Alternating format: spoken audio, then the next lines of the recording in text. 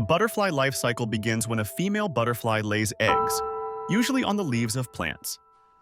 The egg hatches into a larva, commonly known as a caterpillar.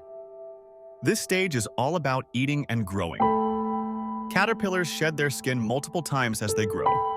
After reaching a certain size, the caterpillar forms a pupa, also known as a chrysalis.